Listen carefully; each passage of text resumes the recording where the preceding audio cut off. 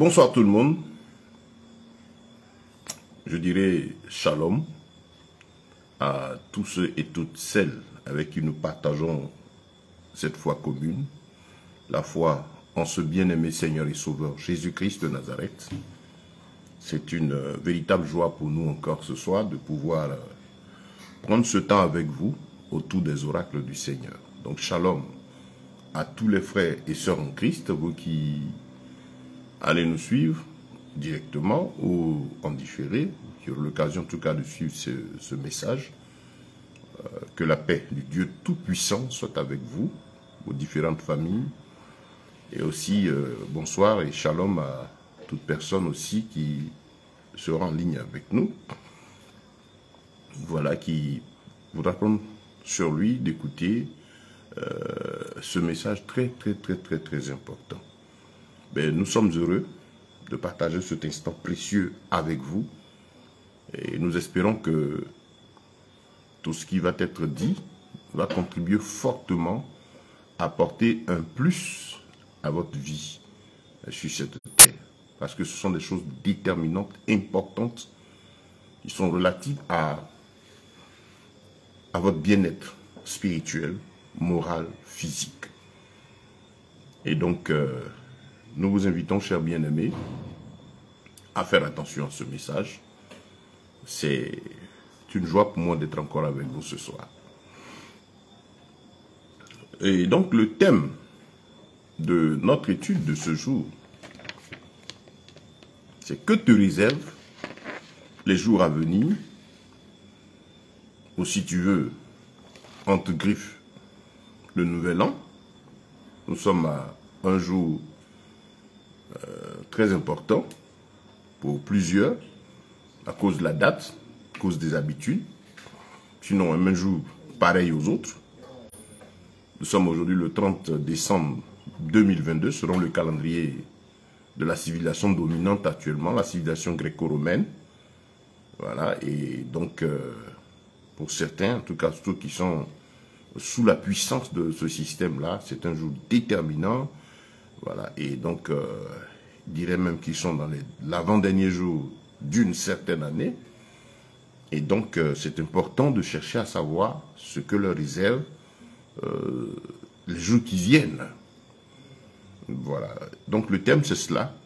Que te réserve les jours à venir, ou entre griffes, le soi-disant nouvel an, ou si vous voulez encore, on dira entre griffes l'année, soi-disant 2023. Pourquoi nous disons entre griffes? Parce que il y a des réalités que vous allez comprendre tout à l'heure. Parce que c'est important de chercher à savoir si nous sommes vraiment en fin d'année, si nous sommes en 2023, dans quel temps sommes-nous, qu'est-ce qui se passe, où allons-nous. Donc c'est capital, c'est important pour nous de comprendre cela. Je suis le frère Ben, pour partager avec vous ces oracles de notre Seigneur, qui sont vraiment très importants, très déterminants. Et nous espérons que ceci va aider à sauver plus d'une personne encore aujourd'hui. Plus d'une personne, voilà. Ça va aider à sauver plus d'une personne pour ne pas se laisser emporter, tomber dans les pièges qui sont là actuellement. Jésus pouvait dire dans le livre de Jean, le chapitre 8,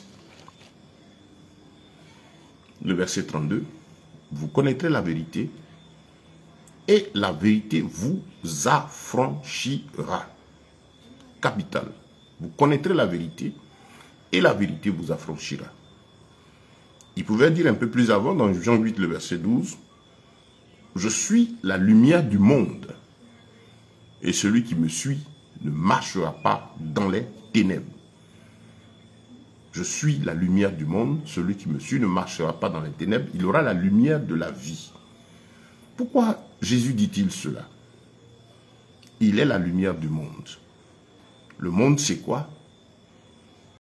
Pourquoi dit-il, lui, qu'il est la lumière?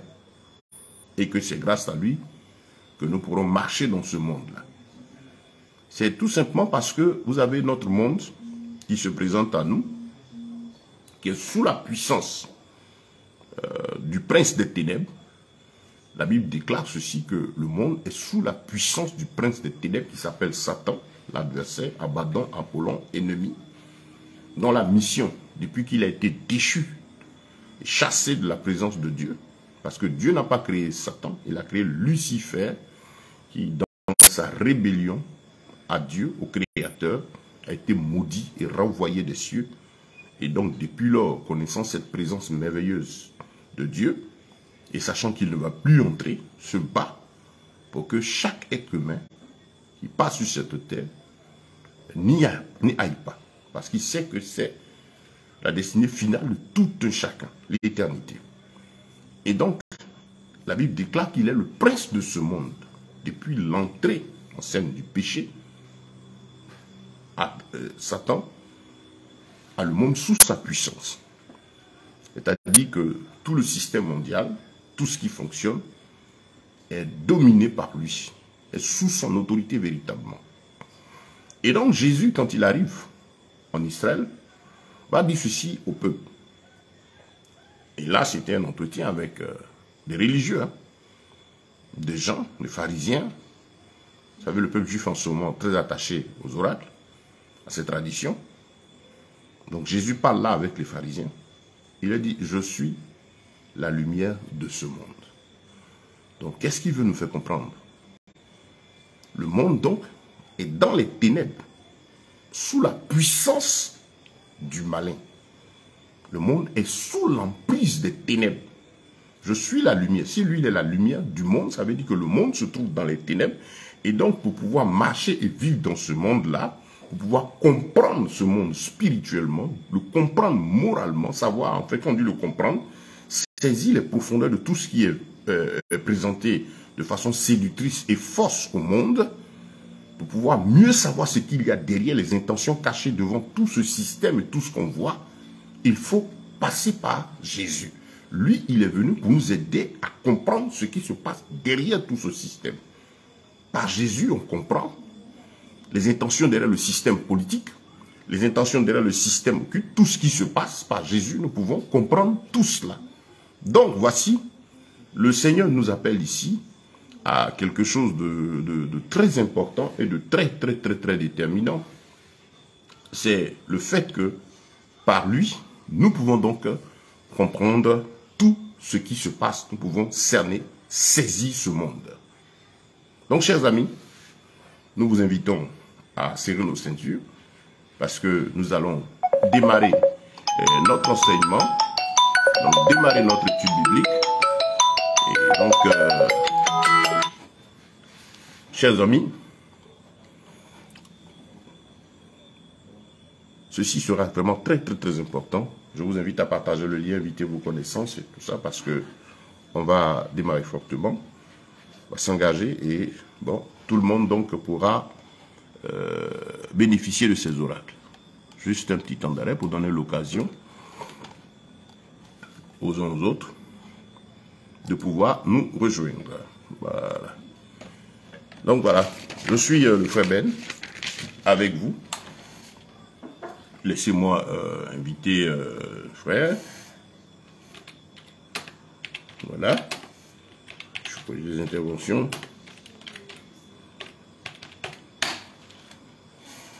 Donc voilà, chers bien-aimés, merci encore d'être avec nous. Merci à l'apôtre Pacom et à tous les autres qui nous suivent. Nous vous disons merci. Donnez-nous juste une petite dizaine de secondes. Voilà. Merci.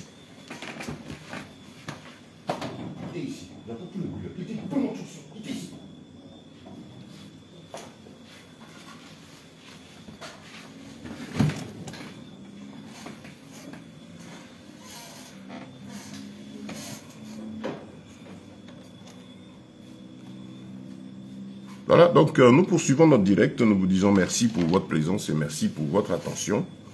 Que Dieu vous bénisse. Nous espérons que... Voilà.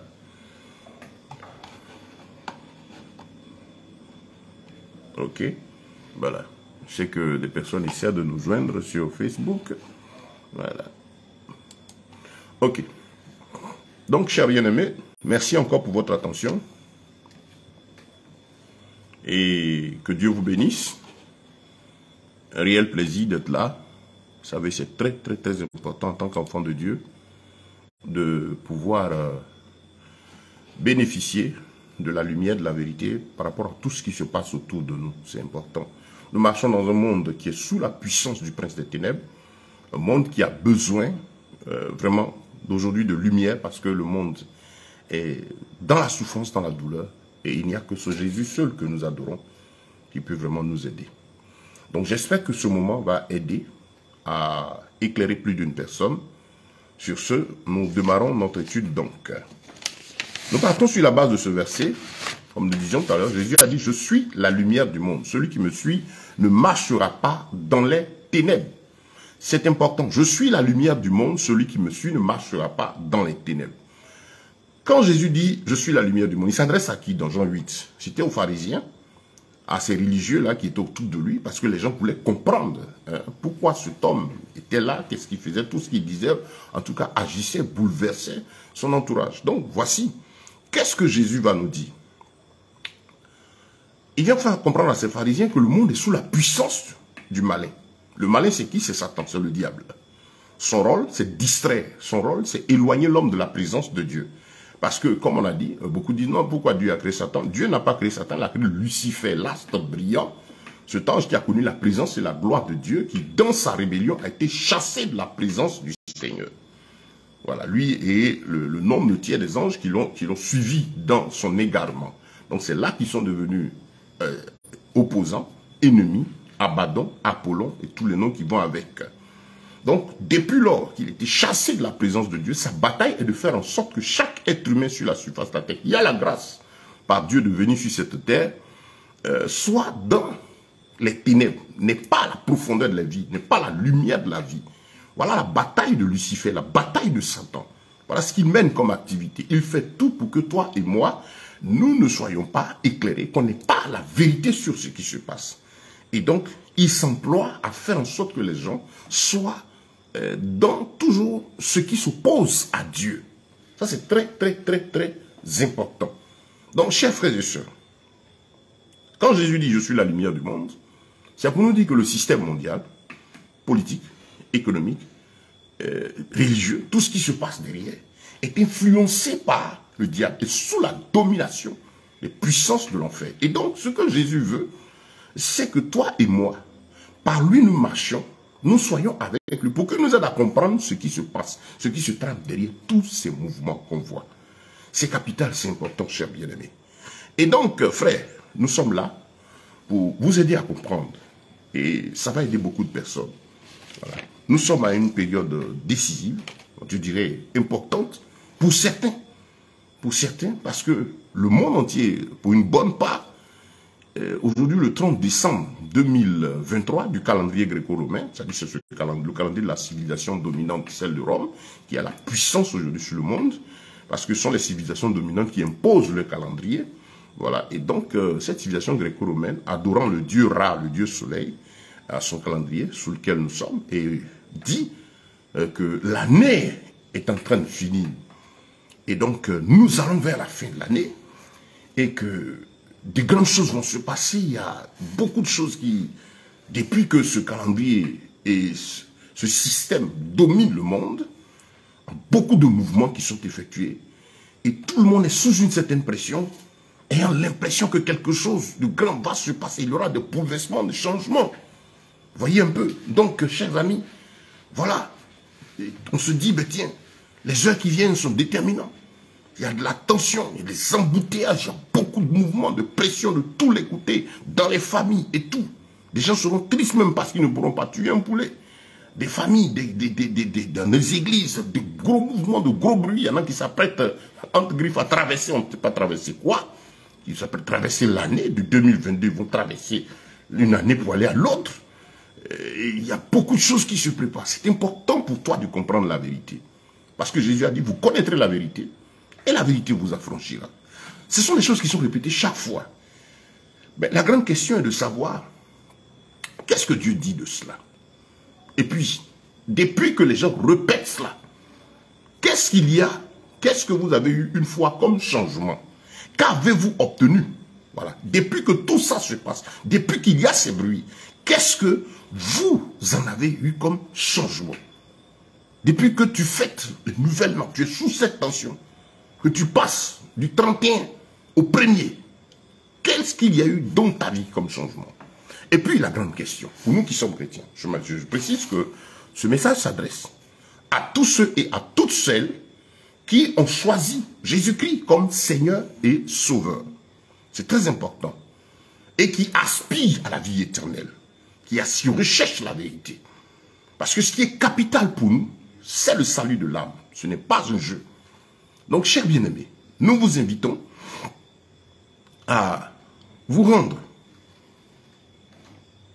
dans la plénitude de la parole de Dieu, aujourd'hui, ce soir encore, examiner toutes ces choses parce que c'est vraiment, vraiment, vraiment, vraiment important. Je vais poser une question donc aux frères et sœurs en Christ. Y a-t-il en Dieu, notre Dieu change-t-il?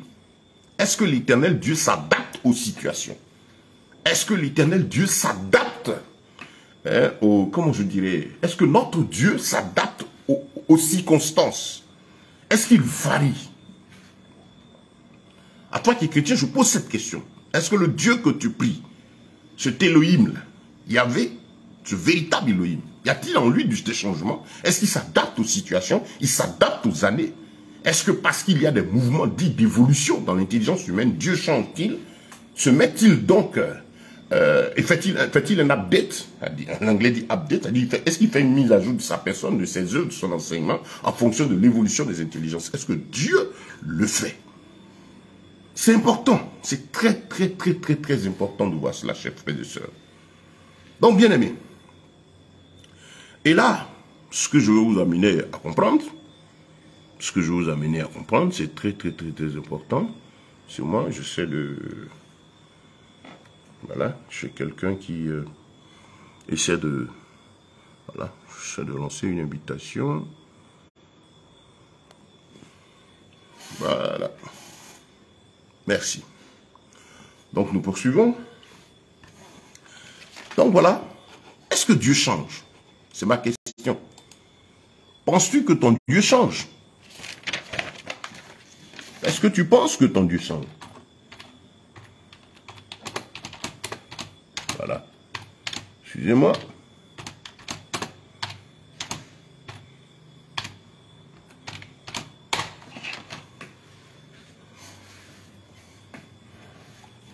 Est-ce que tu penses que ton Dieu change? Y a-t-il en lui des changements? Voilà.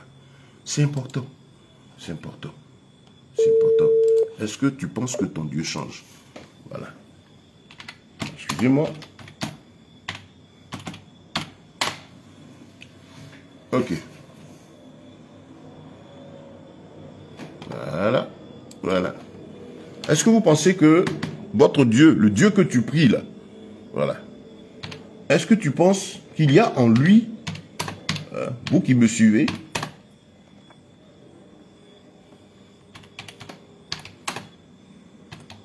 voilà. Vous pouvez écrire sur le chat pour me dire, est-ce que vous pensez que le Dieu que vous priez là, il change? Est-ce qu'il y a des variations en lui? Est-il égal à lui-même? Reste-t-il attaché à ses oracles? C'est important. Je veux vous comprendre. Chers amis, je crois bien que la Bible nous déclare dans le livre de Jacques que tout don excellent, Jacques chapitre 1, le verset 17, tout don excellent, toute grâce parfaite viennent du Père des Lumières, de notre Dieu, en qui il n'y a point de changement, ni ombre de variation. Et Hébreux 13, verset 8, ce verset qu'on aime bien quand ça nous arrange. Ce verset que les chrétiens, bien quand ça les arrange, il est le même hier, aujourd'hui et éternellement. On aime bien ce verset. Il est le même hier, aujourd'hui et éternellement. Donc si dans notre Dieu, il n'y a pas de changement, il n'y a pas d'évolution, Dieu ne s'adapte pas aux situations.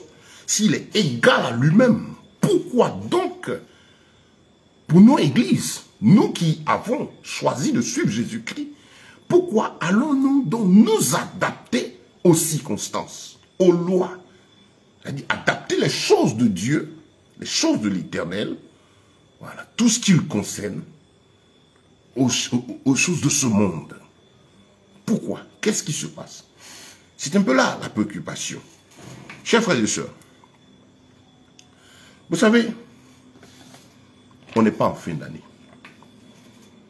Nous sommes très loin de tout ce qui se passe là aujourd'hui. De nombreux frères et sœurs sont au courant de la vérité. Beaucoup de prédicateurs, en tout cas d'hommes de Dieu, de serviteurs de Dieu qui ont fait quand même des études, des recherches, savent que nous sommes dans du mensonge, dans du faux, bien organisé. Mais malheureusement, nombreux sont nos frères qui ont choisi de faire comme, de s'adapter. Voilà, parce que c'est un mouvement général, c'est quelque chose qui se passe partout dans le monde, et donc il faut pour les uns et les autres s'y attacher. Il faut faire comme, parce que tout le monde court dans ce sens-là. Mais là, je demande aux frères et sœurs en Christ, vous n'avez pas fait attention. Vous ne voyez pas que il n'y a aucun changement. Voilà. Dans tout ce qui est en train de se passer, il n'y a rien qui change. Nous sommes aujourd'hui, le soi-disant, avant-dernier jour d'une certaine année. Regardez un peu. Je vous ramène à la parole de Dieu. Dans le livre de Daniel, le chapitre 7, le verset 25, je vous invite à lire tout le chapitre. Vous savez, Daniel est un livre très important pour le chrétien parce que dans le livre de Daniel, le Seigneur a pris le temps de nous révéler l'évolution du monde, ce que le monde va devenir politiquement, économiquement, socialement, les changements, les bouleversements. À lui est lié le livre d'Apocalypse, c'est deux grands livres de la Bible qui nous amènent à avoir la pleine compréhension des événements qui vont se succéder dans la vie de l'histoire des peuples et des nations. Ça, c'est très, très, très, très, très important. Et donc, dans ce livre de Daniel, notre Dieu prend le temps, il prend le temps d'attirer notre attention sur quelque chose de capital. Daniel 7, à partir du verset, bon, je lui demande de lire tout le chapitre, il était question de mouvements, les différents mouvements que le diable allait effectuer. Voilà. Et donc, dans le livre de Daniel 7, le Seigneur dit que le diable va espérer changer les temps et la loi. L'Antichrist, le diable, va espérer changer les temps et la loi. Dans la version ancienne, il dit il espéra changer les saisons et la loi. Et cela lui sera livré entre ses mains pendant un temps de temps et la moitié d'un temps. Chers bien-aimés, pour celui qui a la crainte de Dieu, il sait la valeur de la prophétie, de la révélation. Bien entendu, c'est une révélation biblique, inspirée de Dieu. Nous ne parlons pas de ce désordre, de ce grand chaos qu'on voit. Les révélations venant de notre Dieu. Et qui connaît le Dieu de Daniel, c'est que Dieu l'a donné pour nous avertir, pour nous prévenir des choses qui vont arriver. Donc si Dieu prend celui de nous avertir de ce que Satan va changer les temps et la loi, ça veut dire que c'est une chose à laquelle il faut faire attention. Pourquoi le diable va-t-il se battre donc et se bat-il pour changer les temps et la loi? Et Daniel, c'est au moins 1000 ans avant Jésus-Christ que le Seigneur révèle par Daniel tout ce qui va arriver. Et donc, je le dis parce que en tant que chrétien, c'est important de faire attention à tout ce que notre Dieu nous dit. Il nous dit ici que notre ennemi va espérer changer les temps et la loi. Regardez déjà donc quelque chose de très très très précieux. Il est important pour nous chrétiens, à la lumière de la Bible, d'étudier toutes choses. Nous avons posé une question. Le Dieu en qui vous priez, vous croyez, là, le Dieu en qui tu crois, en qui moi je crois, en tout cas celui en qui moi je crois, en lui il n'y a point de changement ni ombre de variation. Il ne s'adapte pas aux situations, aux circonstances, il est Dieu. Parce que je sais que s'il devait s'adapter aux circonstances, s'il devait faire les choses parce que les hommes sont en train d'aller dans telle direction, il ne serait plus Dieu. Il serait une créature comme nous. Donc nous savons que ce Dieu-là, en tout cas ce Dieu que moi je prie, que je sais, ce Jésus, il s'est révélé à moi à travers la Bible, ne change pas. Il est le même. Hébreux 13, 8, hier, aujourd'hui, éternellement. Nous les chrétiens, on aime bien ce verset-là. Quand il s'agit de nos intérêts, quand ça nous plaît, on est d'accord que Dieu ne change pas. Quand il s'agit des miracles, de tout ce qui est matériel, nous sommes d'accord à ce niveau. Mais quand il s'agit de ce que Dieu est juste, il reste ferme, attaché à sa parole, et qu'il ne varie pas, il ne change pas, là on ne veut pas. Je vous invite vite encore, allez dans Jacques, le chapitre 1, le verset 17. Paul disait ici, pardon, Jacques disait, que tout don excellent, toute grâce parfaite vienne du Père des Lumières, de ce qui, il n'y a point de changement, ni ombre de variation, bien-aimé. Voilà ce que Jacques nous dit. Et Hébreux 13, 8, comme on l'a dit, on aime bien ce verset, je l'ai déjà cité. Donc, celui que nous adorons là, il ne change pas. Mais s'il ne change pas, pourquoi va-t-il s'adapter au monde, aux situations? Parce que tout le monde court dans un sens. Le monde est déjà dans ce sens. Le monde est sous la puissance du prince de l'air. Jésus a dit, je suis la lumière du monde. Celui qui me suit, il ne marchera pas dans les ténèbres. Il nous dit que ce monde-là est sous la puissance de Satan qui le tient dans les ténèbres. Les ténèbres dont le Seigneur parle, c'est le mensonge, le faux dans lequel il tient emballé l'esprit de tous les êtres humains qui ne sont pas disciples de Jésus-Christ. Ceux qui ne marchent pas selon Christ sont sous ce voile, aveuglés par Satan. Que ce soit ses disciples directs, ceux qui composent avec lui, comme ceux-là qui sont de la foule et qui suivent. Parce que l'objectif du diable, c'est de conduire l'homme à la mort, à l'enfer, à la perdition. Voilà le plan de Satan. Donc Jésus dit, Jean 8, verset 12, « Je suis la lumière du monde. Celui qui me suit, il ne marchera pas dans les ténèbres, mais il aura la lumière de la vie. » C'est important pour vous, chers bien-aimés, pour nous qui sommes chrétiens, de comprendre que Christ appelle ce monde, le monde, cet instrument-là qui est sous la puissance de Lucifer. Satan tient le monde dans le mensonge. Il tient même ceux qui se réclament être ses disciples proches là même dans le mensonge. Parce que même ceux qui composent avec lui ne savent pas que quand ils rendront là, ils iront en enfer. Vous avez une célébrité qui est tombée là récemment. Mais tout le monde a parlé de lui. Mais a-t-il connu Christ? S'il est parti de ce monde sans Jésus-Christ, la Bible déclare que vanité des vanités, tout est vanité. Il ne va pas être sauvé. Sa notoriété, ce qu'il a marqué, 1000 buts, il a fait plein de bruit, il a fait tout ceci. Mais ça ne compte pas quant au salut de l'âme, du souffle de vie que Dieu a mis en l'homme. Les rythmes, les mouvements, tout ce que les nations vont vouloir faire comme bruit de partout, ne servira à rien. Parce que c'est pendant que l'homme est vivant qu'il prépare sa rencontre avec l'Éternel. La Bible déclare ceci, prépare-toi à la rencontre de ton Dieu, parce qu'il est réservé aux hommes de mourir une seule fois. Amos 4, 12 et Hébreux 9, 27. Voilà. Il a gagné le monde. Mais il était malade. Et il est tombé, je crois, hier ou avant-hier. Et les gens font des reportages. On dit non, il y en a qui disent il n'est pas mort, mais il est mort. Il est dans nos esprits, il est mort, il est parti. Pourquoi on dit reste in peace, repose en paix? C'est un problème. Si nous disons repose en paix, c'est qu'il y a problème. C'est que quand le souffle là, quitte le corps, là, il va quelque part, il va où? Cher bien-aimé, il va où? Donc voilà. Ce monde est sous la puissance du diable. Ceux-là même qui composent avec Satan sont trompés par lui et qui les conduit dans la mort, dans la désolation, dans la chute. Satan, autrefois Lucifer Asbrion, connaît très bien la présence de l'Éternel. C'est de là-bas qu'il a été projeté.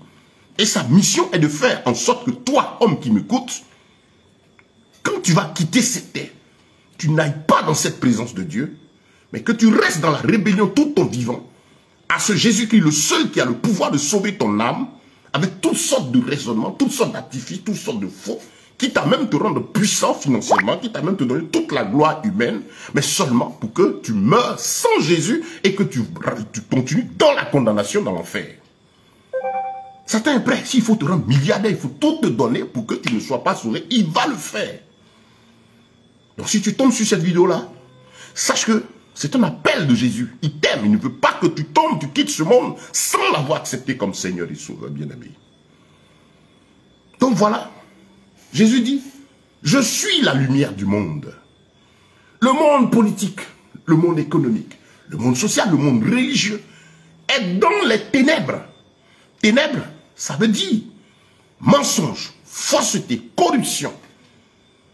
Et donc tout ce que les gens vivent, vous savez, il y a plusieurs classes. Il y a ceux qui sont les disciples de Lucifer, très attachés à eux, qui savent ce qu'ils font. Et puis il y a ceux qui subissent, les masses populaires qui sont dedans, mais qui ne savent pas qu'ils sont dans du faux, sous l'influence des ténèbres. Et donc Jésus dit, je suis, écoutez, ça veut beaucoup dire, je suis la lumière du monde. Si vous ne passez pas par Jésus, vous ne comprendrez pas les intentions des hommes. Il est le seul capable de vous révéler les intentions derrière tous ces programmes, derrière tous ces bruits, derrière toutes ces mutations.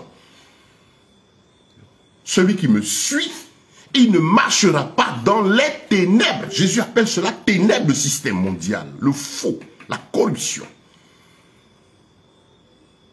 C'est le seul. Et donc, parvenant à notre sujet, pour ceux qui regardent le thème, que te réservent les jours à venir?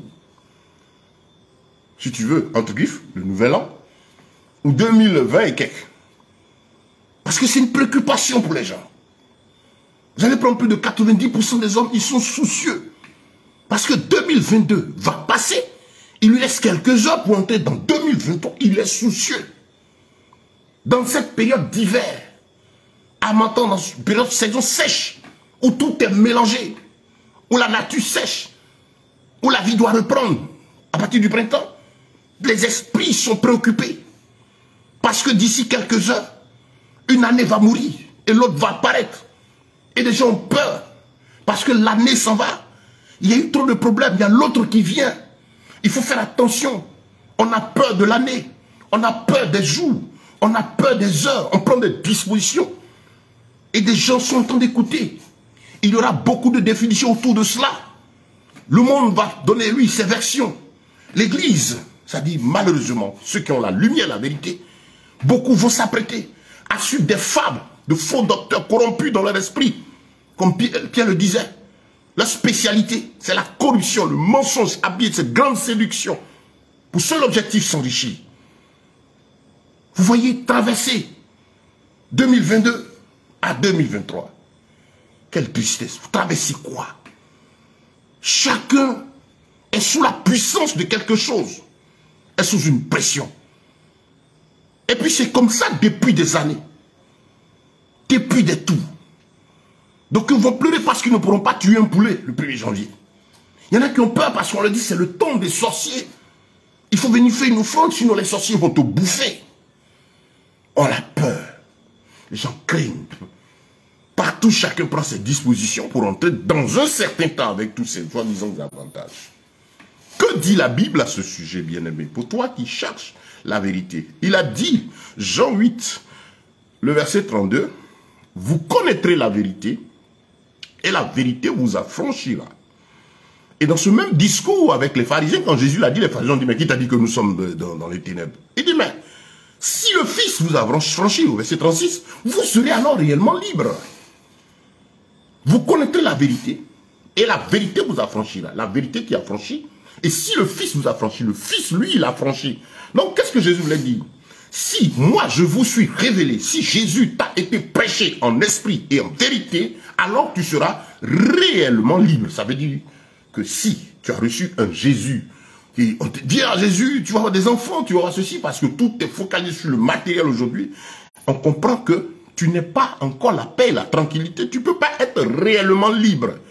C'est là que ça répond aisément à la question de savoir est-ce qu'on peut être chrétien et possédé. Bon, c'est déjà, on peut être croyant et possédé. Mais chrétien, vrai selon la Bible, chrétien, ça dit quelqu'un qui a Christ en lui, ne peut pas être possédé. Possédé, c'est être sous la puissance, sous l'autorité, la domination d'une force extérieure, surtout pour nous, d'un démon. Donc on ne peut pas être disciple de Jésus, mener une vie conforme à la parole de Dieu et être possédé. Par contre, on peut être croyant, croire en Jésus, avoir mal cru, avoir reçu une mauvaise semence, une semence focalisée sur le matériel, et donc être distrait, être perdu. Donc si tu es là, tu es tourmenté, tu dis je prie Jésus, je rends ceci, et puis le diable te tourmente, c'est parce que tu n'as pas reçu Jésus, Le Jésus de la Bible, celui qui a donné sa vie à la croix du Golgotha, qui a vaincu la mort, l'enfer et toute sa puissance, qui est descendu dans le séjour des morts, dans le tombeau et qui a brisé la puissance de la mort et qui est ressuscité sortant du séjour des morts, nos âmes avec lui et qui est remonté au ciel, assis à la droite du Père, qui n'est pas sur une croix ou sur un bois, sur ces symboles maudits, ce Jésus vivant assis à la droite du Père. Si c'est lui que tu as reçu, Satan ne peut pas. Il peut t'attaquer, il va rôder, il va tout faire. C'est son boulot, c'est son monde. Mais il ne peut pas te dominer. Et s'il te domine, ça veut dire qu'il y a problème. Tu n'as pas reçu ce Jésus-là. Cherche-le dès maintenant. Et donc, chers bien-aimés, parlons donc de cette histoire d'année. J'ai l'habitude de revenir sur le sujet chaque fois dans ces périodes, histoire d'interpeller l'esprit de l'Église, l'esprit des hommes, l'esprit des femmes, mais surtout de l'Église, afin que nous ne tombions pas dans le piège, dans la tentation, et que surtout, comme dans 2 Corinthiens 6, le Seigneur pouvait dire, nous sortions de ces habitudes, parce que derrière, il y a Satan. Vous allez comprendre pourquoi. Nous sommes dans quel mois? Dans le mois de décembre. Décembre parle de décane, 10. Remontez un peu. Octobre. Bon, avant octobre, septembre. Septembre, c'est 7. C'est-à-dire, selon le calendrier grégorien, informez-vous. Quand on passe en septembre, on rentre dans le 7e mois. Octobre, 8e. Novembre, 9e. Décembre, 10e. Eux-mêmes, là, le nom même du mois nous dit qu'on n'est pas dans cela. Et dans le psaume 104, le verset 19, j'ajoute là cela, Genèse chapitre 1, la Bible dit que Dieu a fait les luminaires. Il a créé la lune et les étoiles pour marquer les temps et les saisons. Depuis que Dieu a créé le ciel et la terre, les luminaires sont faits, la lune est faite pour marquer les temps et les saisons. Ça, c'est très important. C'est pour vous dire que ceux-mêmes qui ont forgé ce calendrier grégorien savent la vérité. Si vous prenez le calendrier, vous allez remarquer qu'il y a des parties où on montre le croissant lunaire. Quand ils font ces calculs, ça dit, dans le calcul, c'est soit 2 jours avant ou 2 jours après. Ils se disent qu'ils seront toujours dans le mouvement de l'apparition lunaire. Tous les mystiques, tous ces satanistes font tout à partir de la lune. Pourquoi? Parce que c'est le vrai calcul du temps. Demandez, pour ceux qui sont à Caen, quand chez nous, on parle de l'âge de quelqu'un, il y a une expression, on dit anglo-temps. On parle de, c'est à partir du mois. De tout, remonter. Ce que vous voulez parler d'ancêtre, à nos parents, vous allez, quand on dit ancêtre, on va jusqu'à qu'on retrouve le Créateur, le premier homme que Dieu a fait. On retourne à la création, au Créateur. Les mois ont toujours été déterminés par les nouvelles lunes. D'où la copie de quelqu'un 600 ans et quelques après Jésus-Christ, qui est venu prendre ses habitudes que les Juifs avaient gardées, pour copier une religion. Vous les voyez, les Mahométans. Vous cherchez la lune chaque fois. Il faut rien d'extraordinaire, c'est ce qui est juste. Ça ne veut pas dire qu'au moment où ils disent que l'année commence là, parce qu'eux aussi ils ont déplacé, ils cherchent les mouvements lunaires, ils savent que les mois commencent par la lune, et aussi donc, mais ils ont décidé aussi de déplacer les choses aussi selon leur année. Parce que vous voyez qu'à une certaine époque, ils fêtent aussi leur année à eux. Mais je vous ramène sur un fait, c'est la nouvelle lune. Depuis que Dieu a créé le ciel et la terre, c'est par la lune que les mois sont marqués. Même ceux qui ont fait le calendrier gréco-romain, ils l'ont fait exprès. Sur même ce calendrier, il y a des mouvements de croissant lunaire. Pour dire effectivement que le vrai calcul, c'est à partir de la lune. Et quand vous dites décembre, décane, sachez que leur calendrier ici est dédié au dieu Ra. On n'aura pas le temps de rentrer dans ce détail. J'ai déjà assez de vidéos, je donne mon compte YouTube. Et vous allez trouver des enseignements dessus sur le même sujet avec plus d'informations. Mais ça vous dit quoi? Que déjà, parlant de l'année, on est, selon même le calendrier qui est là, qui appartient à la Rome, au système vaticano-romain, qui est dédié à Ra, c'est-à-dire le dieu soleil, qui n'est autre que Lucifer, Satan, ce calendrier nous informe qu'on n'est pas dans le début d'année. On est dans décembre, décane. Et vous avez vu ceux qui ont suivi, il y a la nouvelle lune qui est sortie là. On vient de rentrer dans le 10e mois. Et donc, si on veut parler d'année, pour nous qui sommes chrétiens, Dieu dit qu'il a fait la lune marquer les temps et les saisons. Et il va insister cela dans Exode chapitre 12, quand il prend Israël qui doit quitter l'Égypte pour aller à Canaan, parce qu'ils avaient pris les habitudes traditionnelles des Égyptiens, avec 400 ans d'esclavage. Ils devaient partir. Et donc, qu'est-ce que le Seigneur va faire? Il va leur rappeler ceci. Il dit, ce mois-ci, Israël sera pour vous le premier des mois de l'année. C'était dans la période où il va célébrer la Pâque. Là. Le premier jour du mois. Voilà. Cette nouvelle lune. Ce sera pour vous le premier des mois. Le 14e jour de ce mois-là, c'est là qu'on célébrait la Pâque. Vous comprenez? Exode chapitre 12. Et la Pâque est célébrée dans quelle période? Vous savez, ce même calendrier que vous avez, en fait, il calcule les choses sur les valeurs réelles, les dates réelles de la parole, mais fait les déviations pour les mettre sous la puissance de Ra, le dieu soleil de Satan. Parce que Satan n'est pas créateur. Il n'est qu'imitateur et falsificateur. Il prend les choses de Dieu, il les retourne pour lui. Et donc, qu'est-ce qui se passe, chers frères et sœurs? Le Seigneur dit à Israël, ce mois-ci sera pour vous le premier des mois de l'année. Donc, parlant d'année, si l'année débute, bibliquement parlant, c'est par la nouvelle lune. Et le nouvel an, c'est dans la période où on célèbre la Pâque. La Pâque, selon la Bible, célébrée. Ça, ici, on est dans l'Ancien Testament. Attention. Dans l'Ancien Testament. Voilà. La Pâque va être célébrée annuellement. Depuis son institution, à, comment on appelle, je vous invite à une autre étude, on va toucher cela. La Pâque célébrée, donc, annuellement. Et dans l'Ancien Testament, avant la venue de Jésus, parce que Jésus est venu accomplir cette Pâque, il a donné sa vie, on ne tue plus de moutons, ce n'est plus une fête annuelle, il est avec nous tous les jours jusqu'à la fin du monde, ainsi de suite. Mais pour vous ramener à ce sujet-là, pour vous dire ceci que, au niveau de cette Pâque-là, ça peut vous interpeller, vous dire que l'année commence en fait là. Et encore plus, donc si l'année commence là, c'est que c'est dans cette période-là, on parle du printemps, là où la nature renaît, que le calcul du temps démarre, le calcul de l'an de l'année démarre. 1. 2. Comme on a pu repérer ici le début de l'année, nouvelle lune. C'est la nouvelle lune qui est généralement entre fin mars et début avril. Et quand sur ce calendrier, il joue avec. C'est là que l'année commence. Ok. 2. Est-ce qu'on fête l'année?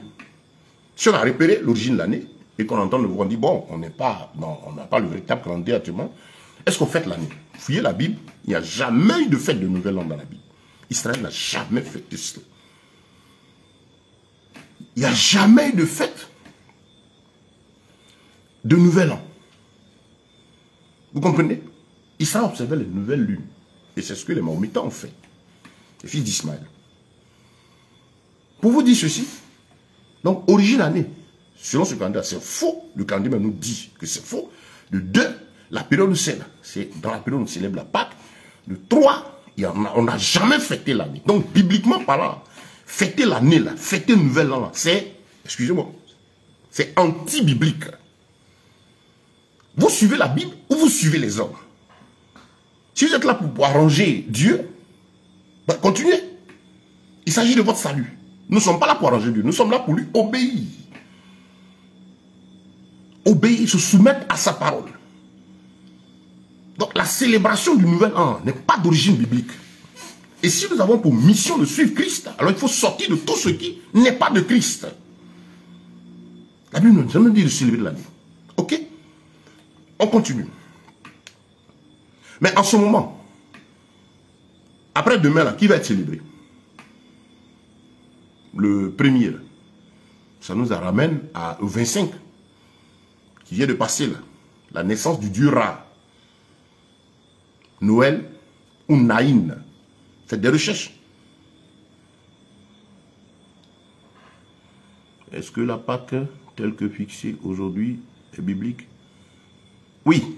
C'est pourquoi oui, merci frère pour la question. Est-ce que la Pâque, telle que fixée aujourd'hui? Non. Il y a la Pâque. Si je veux toucher le sujet, ça va nous prendre un peu de temps. Vous avez je vais survoler un peu, vous avez la Pâque sur le calendrier actuel, la gréco-romain, là, il dépend des calculs lunaires, pardon, des calculs du dieu soleil, c'est décidé par le système vaticano-romain, ça doit tomber tous les dimanches, un samedi jour dédié à Lucifer, à Ra, et cette Pâque-là, comme dit, ça va tomber tous les dimanches, en plus de cela, la forme de la célébration, elle est annuelle, ça ne vient pas des origines bibliques. Parce que déjà en Christ, là où nous sommes, nous, la Pâque, la nouvelle Pâque, là, Jésus est notre Pâque. Quand vous prenez la partie de la venue de Christ, la Pâque était célébrée par la prise de la Sainte Seine, le pain et le vin. Et les disciples le prenaient chaque fois qu'ils se retrouvaient. Donc, Depuis la fusion de l'esprit, depuis l'église, la Pâque n'est plus célébrée annuellement, mais c'est chaque fois que nous prenons le pain et le vin. Je vous invite, on va toucher ce sujet la prochaine fois. J'ai même une étude sur mon compte YouTube qui est disponible dessus. On va toucher. Voilà.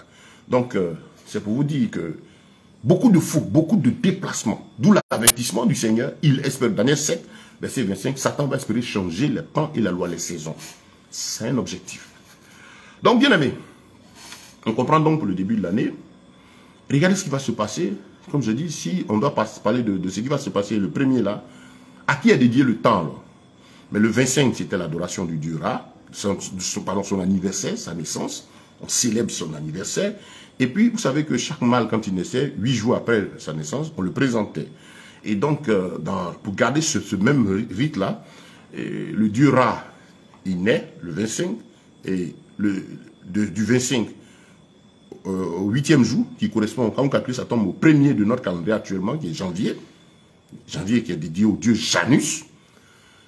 Et donc, on va faire, qu'est-ce qu'ils vont faire? Ils vont maintenant célébrer Ra lui-même, le présenter. Et comme la civilisation gréco-romaine vient dominer, qu'est-ce qu'elle fait? Ils vont maintenant imposer leur divinité sur le monde. C'est ainsi que le 25 est la célébration de l'anniversaire de ce démon-là. Et une semaine plus tard, ça tombe à la célébration de ce Dieu. Et comme c'est la civilisation qui domine, il dédie désormais le temps à l'adoration de Ra. Il dédie l'humanité à Ra. Donc le premier là, disons le début de l'année là, ils confient l'univers, ils ont confié le monde, le temps officiellement à Satan. Donc le premier, toute la comédie que vous allez jouer, c'est passé à quoi? Le 31.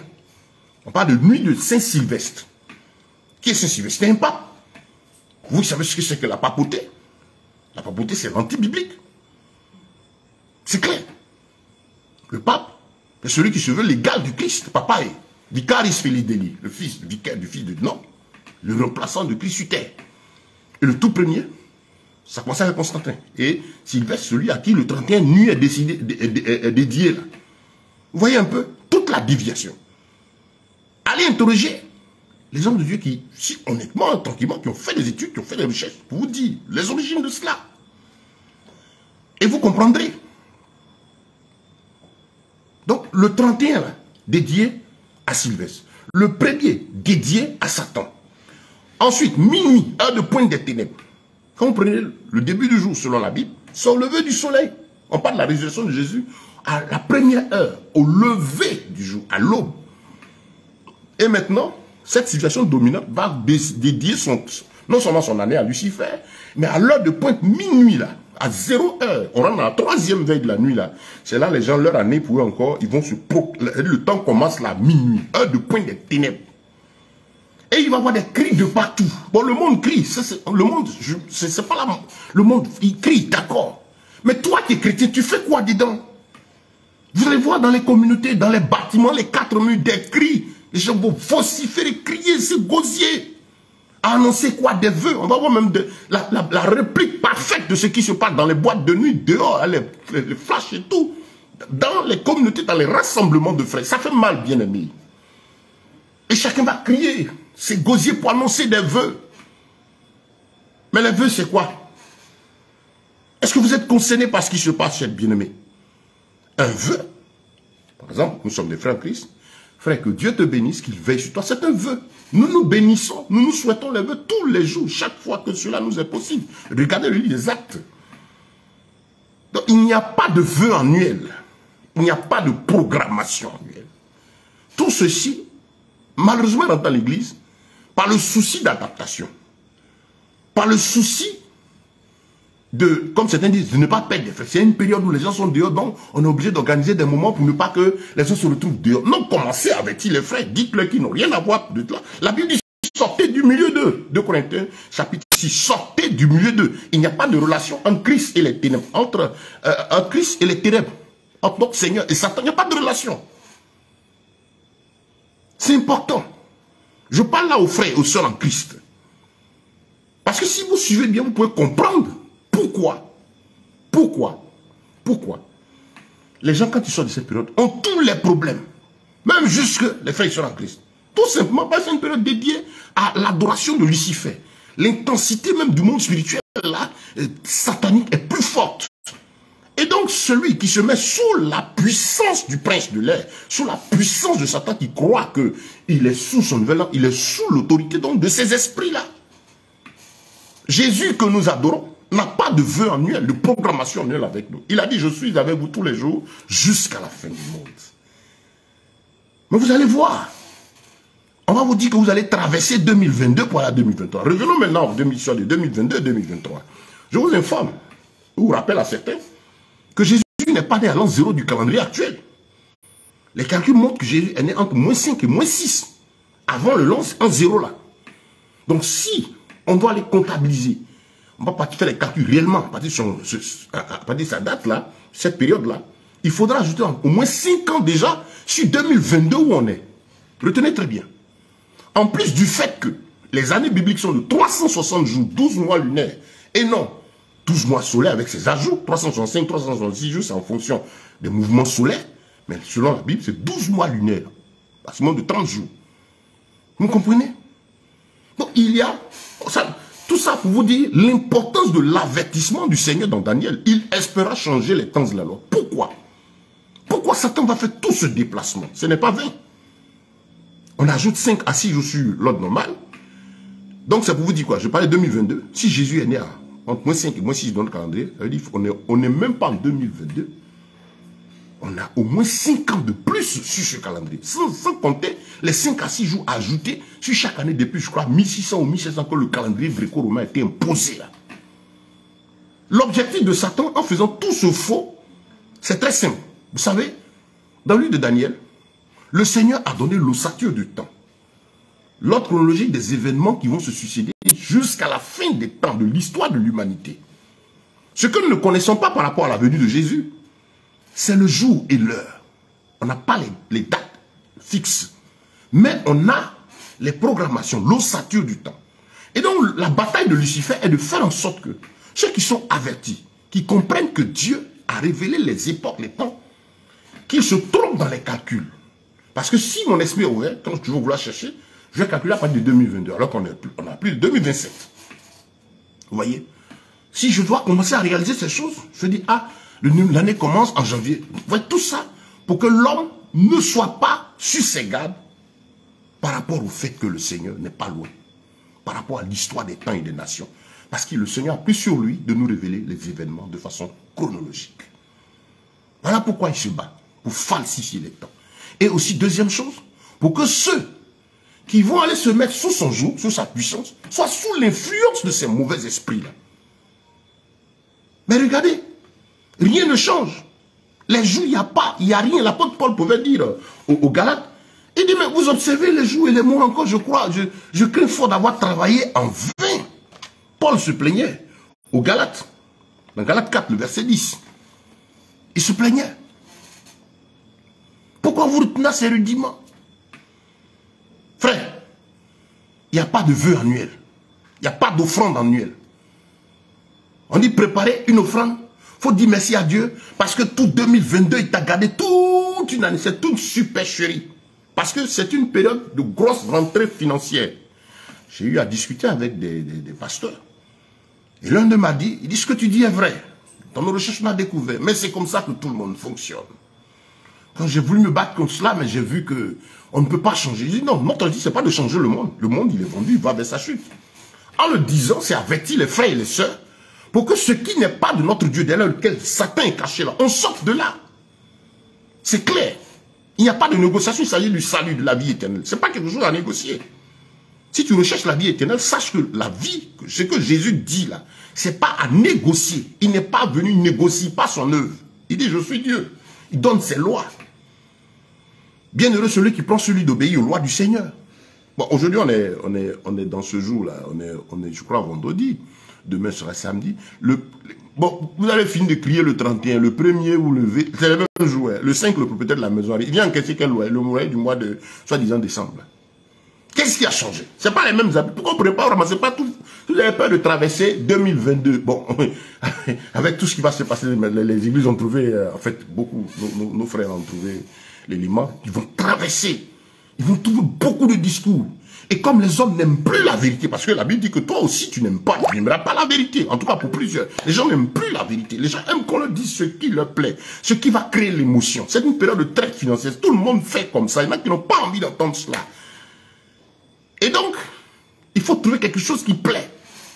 On va prendre sapin. Dans votre région, pas sapin, on prend un arbre, vous déposer, faire de ceci, de cela. Et toute cette comédie. Et quand vous finissez, Dieu est tellement bon, Ésaïe 59, il dit, ce n'est pas que mes oreilles sont dures, ni ma main écoute, ni que mes yeux ne voient pas, mais ce sont vos iniquités qui mettent une séparation entre vous et moi. Bien-aimé, Dieu se tient dans la sanctification, dans la sainteté. Il ne s'adapte pas aux situations, il ne s'adapte pas au monde. C'est pourquoi il a dit dans Romains chapitre 12, l'apôtre Paul menait cette bataille déjà avec les frères qui étaient à Rome. Il dit, ne vous conformez pas au siècle présent, ne faites pas comme eux. Vous êtes ambassadeur, vous êtes dans la nation, mais en mission de représentation de votre maître. Ils doivent savoir qui vous êtes, vous aussi vous devez savoir qui ils sont, vous devez savoir marcher, parce que vous défendez une cause. Notre mission, ce n'est pas de changer le nom de l'État où on est. Notre mission, c'est de passer le message du royaume qui nous envoie à ceux-là pour leur dire, voilà, la mission, une mission diplomatique, c'est ça, un ambassadeur fait connaître dans l'État où je il ne veut pas changer le nom de l'État en question pour l'État, pour son pays. C'est faire connaître son État, défendre ses intérêts en respectant aussi ce qui se passe. Nous sommes chrétiens, nous sommes là, le monde est vendu à la puissance de l'air. Vous ne pouvez pas changer les dates, les calculs, c'est pas de ça qu'il s'agit. On fait avec parce que c'est le vécu. Mais quant aux adorations, quant aux dédicaces, quant à tout ce qui est spirituel, tout ce qui est engagement derrière là, nous chrétiens, on ne doit pas rentrer dedans. Il faut sortir de là. Tu n'as rien à traverser, tu n'as aucune offrande à faire annuellement. Parce que la grâce de Dieu, les programmations, depuis que Jésus a donné sa vie, vous savez, quand il a rendu l'âme à la croix, il a déchiré le voile du tabernacle. Pour dire que tout le monde a accès à la présence de Dieu. Le Saint-Esprit est là, il est avec nous tous les jours jusqu'à la fin du monde. Sa grâce n'est pas programmée. Il n'attendra pas l'année pour te visiter. Non, il est avec toi tous les jours. Et donc tu marcheras, tu subiras les effets de tes comportements, tes agissements par rapport à la parole de Dieu chaque jour. C'est pourquoi il est bon de prendre sur soi, de marcher dans la sanctification, de fuir le mal, de marcher dans la justice. Parce que la bénédiction, c'est-à-dire les grâces de Dieu assurées là, parce qu'il y a trois types de bénédictions. Il y a la bénédiction matérielle que Dieu a donnée à tout le monde, mais c'est une bénédiction profonde et spirituelle. Et tout ça, en tout cas ce ensemble-là, c'est la conséquence de l'obéissance et de la soumission à Dieu, pas plus que cela. À chaque jour, suffit sa peine, il a dit. Mais on va te faire croire, parce qu'il faut qu'on te prenne une certaine somme. Donc ils vont parler de 2022, tout, il faut demander pardon à Dieu, les sorciers sont là et tout. Comme si Jésus n'avait pas donné sa vie pour vous. Son sang a coulé à la croix de Golgotha une fois pour toutes. Le sang de la nouvelle alliance. Il n'y a rien d'autre à faire, cher bien-aimé. C'est d'accepter marcher avec lui. Ce n'est pas un don qui va faire, qui va décider d'une année. Parce qu'il faut te prendre de fortes sommes. Donc tu as fait l'offrande pour dire merci pour l'année 2022. Et puis tu as préparé l'offrande de 2023. Vous voyez l'escroquerie? Ce que vous déposez là pour 2023, c'est que vous n'avez plus besoin de faire offrande chaque fois que vous allez prier encore, puisque vous avez déjà fait une offrande pour toute une année. Vous voyez comment tout est faux dedans? Le Dieu que nous prions ne sait pas qu'on n'est pas en 2023. Le Dieu que tu pries là, il ne sait pas que décembre c'est dans le 10e. Ce Dieu là, si le monde, même ta fille, ça, ce Dieu ne sait pas.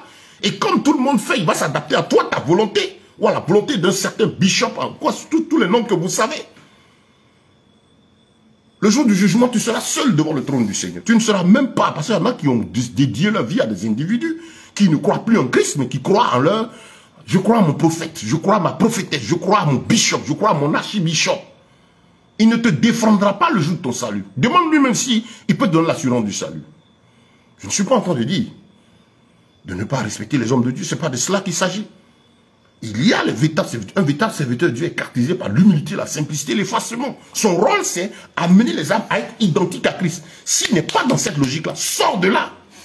Si son travail consiste à être adulé, à être vu, aller s'asseoir dans une chaise royale en haut, avec madame à côté, dans ses opérations de famille de séduction, ce n'est pas l'évangile de Jésus. Sors de là si tu cherches la vie éternelle.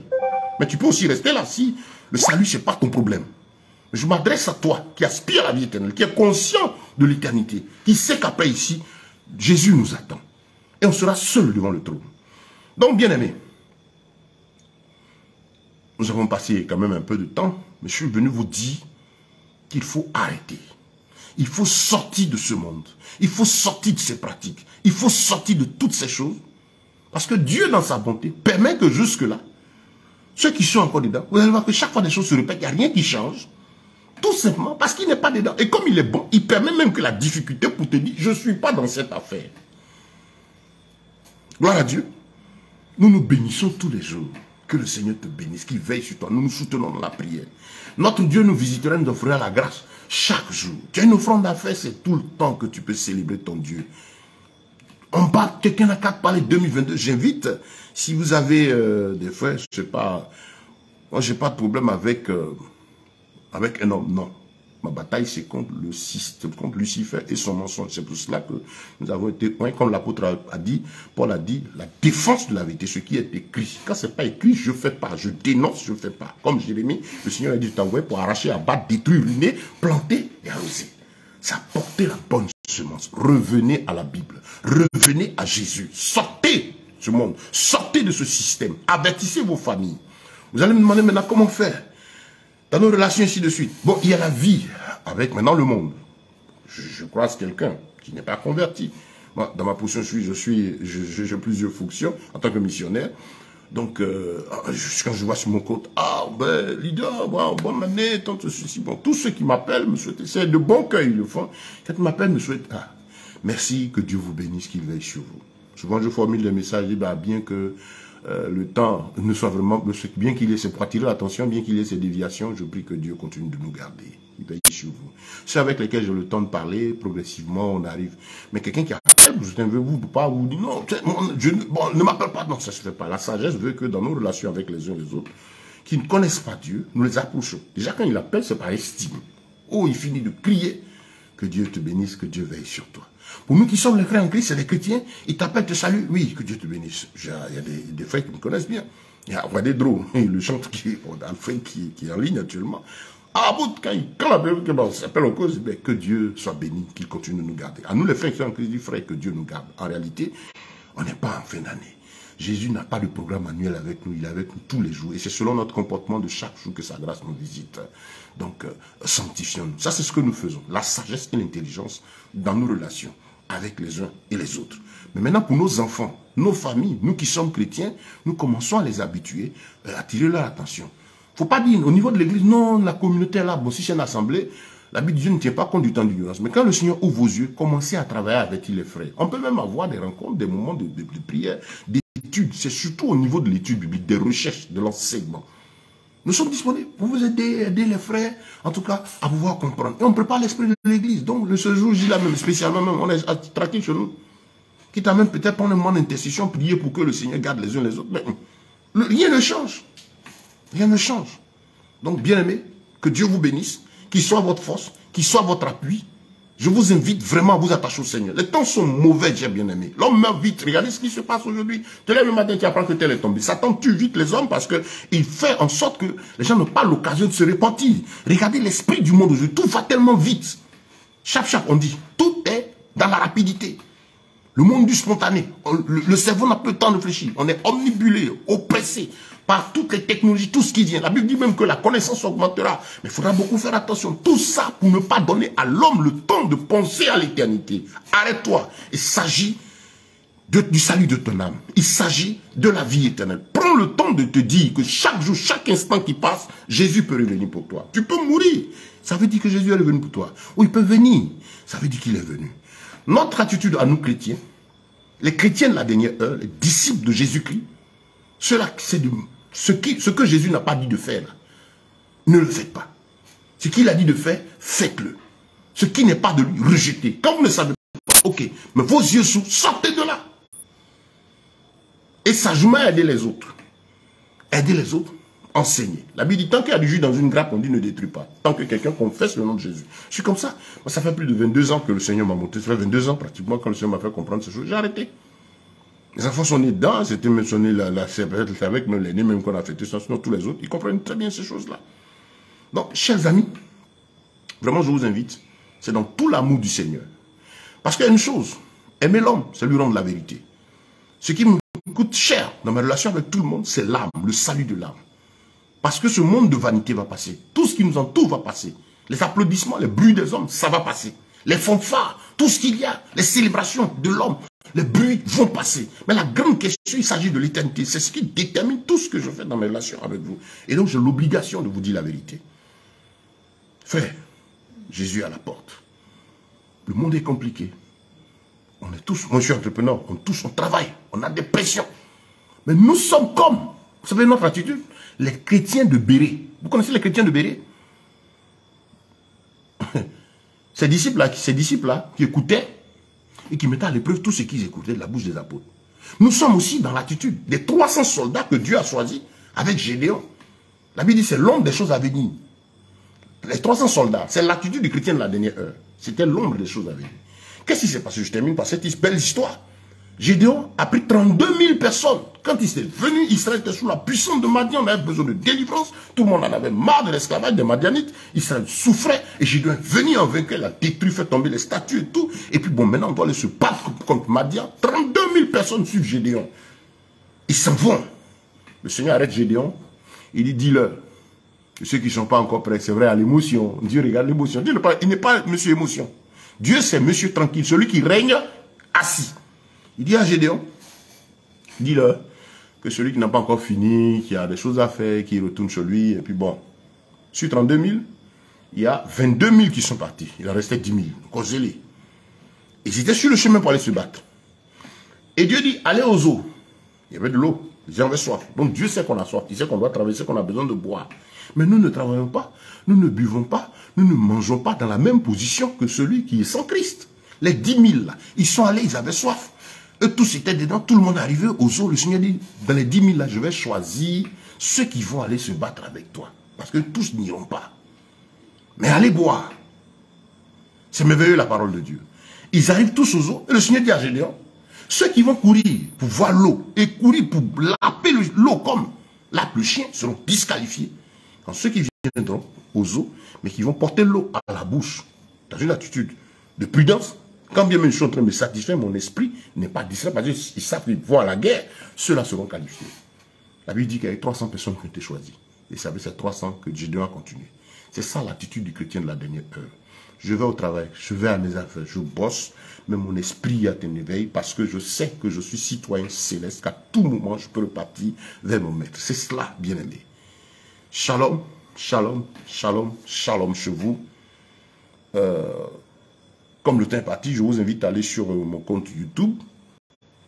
Ou bien vous pouvez m'écrire pour que je vous donne le lien. Voilà. Ce qui est sur la vidéo, dès que je finis, je l'enregistre, je la télécharge, je la mets sur le compte YouTube. Mais il y a d'autres enseignements avec plus de détails dessus, hein, sur le sujet, plus de temps. C'est des sujets qui sont vraiment assez longs.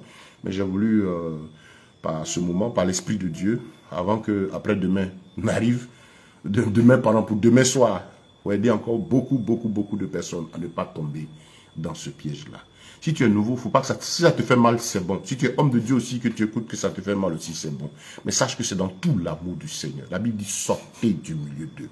Sortez du milieu d'eux. Ne vous conformez pas au siècle présent, mais soyez transformés par le renouvellement de l'intelligence afin que vous discerniez ce qui est bon, juste, agréable et parfait. C'est notre mission en ces temps de la fin. Marquer notre temps. Quand on dit marquer sa génération, c'est pas venir pour qu'on voit que je suis l'homme le plus riche. Ce n'est pas cela. Car parce que le matériel, les biens financiers ne sont pas ce qui dit que Dieu approuve la vie de quelqu'un. Sinon, tous ceux qui habitent qui ont ces châteaux et tout, ils sont partis déjà au ciel. Gloire soit rendue à Dieu. C'est des biens que Dieu a ordonnés pour toute la création. Nous travaillons tous à les avoir. Mais ce qui compte pour le Seigneur, c'est le salut de ton âme, la vie éternelle, le passeport pour le royaume des cieux. Et ta religion, tu ne dis pas je suis catholique, parce que le catholicisme ne te sauvera pas. Le pape ne te sauvera pas. Il rendra compte pour lui-même. Ton bishop, ton archibishop, ton archevêque, ton big, qui qu'il soit adulé, il vient, tout le monde crie. C'est une abomination. Mettez une croix dessus. Ce n'est pas Jésus de Nazareth. Cherchez Christ. Cherchez la vie éternelle. Le Seigneur est proche. Tu rendras compte pour toi seul devant le trône de Dieu. Si tu es prédicateur, range ta vie. Si vraiment Jésus t'a appelé que tu cherches la vie éternelle, que tu tombes sur ce message, range ta vie. Range ta vie. N'aie pas honte. Réponds-toi et dis à Jésus. Si tu es tombé dans ce faux, que ce message te choque, tu as une obligation d'arrêter et puis poursuivre. Aujourd'hui, vous avez Internet qui est un instrument précieux pour garder de l'information, pour faire, vous checker, vous fouiller, allez chercher. Prenez vos Bibles, cherchez la vérité, mettez-vous à genoux. Tu apprends aujourd'hui que Jésus n'est pas Assemblée de Dieu, Jésus n'est pas musulman, Jésus n'est pas ceci. Le salut, c'est pas cela. C'est Jésus de Nazareth, l'unique, le véritable. Mais toi, je me demande au Seigneur de t'orienter. J'ai entendu ça. Est-ce que c'est vrai? C'est parce que Jésus t'aime qui permet qu'à ce moment tu sois là pour écouter tout ça. Répands-toi, répands-toi, et c'est dans tout l'amour du Seigneur. Que Dieu vous bénisse, qu'il veille sur vos maisons, qu'il veille sur vos familles, qu'il vous couvre de sa grâce, de telle sorte que tous les coups et la puissance du diable lancés en ces temps-là ne vous atteignent pas vos maisons. Que le Seigneur donne le courage de sortir par là. Si tu te poses la question, savoir est-ce qu'il faut manger ton poulet, tu en avais acheté, ma chère, fais-le asseoir, mange-le tranquillement, bénis Dieu. Tu as tout le temps pour dire merci au Seigneur. Gloire soit rendue à ce Dieu. Gloire soit rendue à Emmanuel, Dieu avec nous. Revenez à vos Bibles. Retournez au Seigneur. C'est merveilleux. C'est l'heure de ces derniers messages de ceux qui retournent à Jésus. Que le nom du Seigneur soit béni. Je veux bien prier pour vous. Nous allons tous fermer les yeux si vous êtes d'accord avec moi. Si vous êtes aussi nouveau, confiez votre vie à Jésus. C'est l'heure du salut. Père, nous te bénissons. Te rendons toute la gloire, la magnificence, la majesté et l'élévation. Que ton Saint puissant, glorieux et merveilleux nom soit encore béni ce soir. Merci pour ta parole qui est sortie. Elle est venue pour apporter la vie, la lumière, le salut dans le cœur des hommes et des femmes. Ta parole vient, Seigneur, pour nous conduire dans ta présence. Et je prie que cette semence qui est tombée aujourd'hui porte son fruit dans le cœur de tous ceux qui l'ont reçu. Tu as dit qu'elle ne remontera pas à toi sans avoir accompli son effet. Bénis les frères, bénis les sœurs.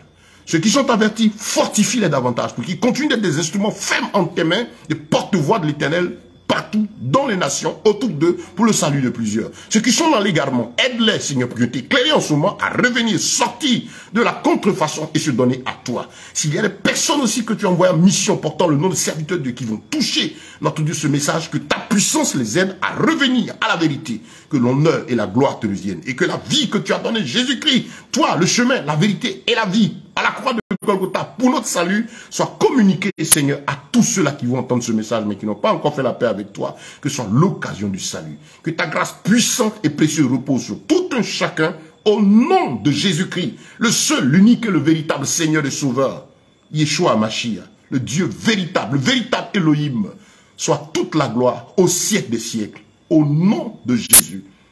Amen. Shalom, shalom, shalom, shalom. Merci, chers bien-aimés. Merci à vous tous qui nous avez suivis. Que Dieu vous bénisse. Vous pourrez nous contacter. Et pour la suite, pour vos questions, nous sommes là. Dieu vous bénisse. Merci. Amen.